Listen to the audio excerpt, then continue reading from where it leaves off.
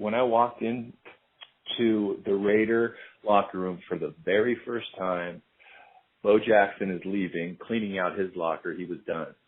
And I meet him. He gives me good luck. I walk over to my locker, and there is number 16 hanging in my locker. And I'm like, what? Like, are you kidding me with this? 16, come on. And I say, I can't wear 16. I mean, really? And I asked Fred Biletnikoff was, man, I love Fred. What a great dude.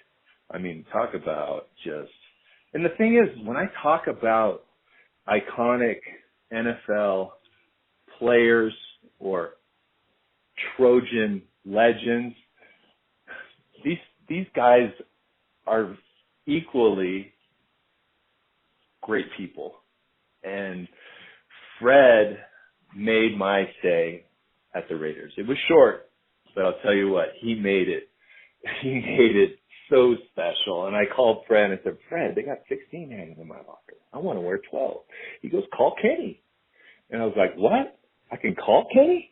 He's like, yeah, here's his number. And I'm like, I'm calling the Snake right now.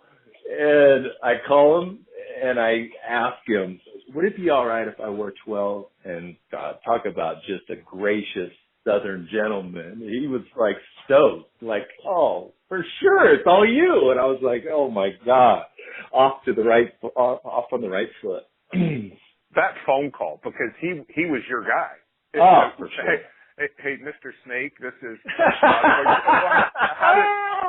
Do you have any other memories from that phone call? No, other than I didn't realize how the accent he'd have, and that took me by surprise. How Southern it was, and just how cool he was, and how there was no resistance whatsoever, and how actually it meant a lot that I did wear it. Stuck with me, and because he was the man. If you're a left-handed guy and you're a Raider, I mean, how could you not love Kenny Stabler?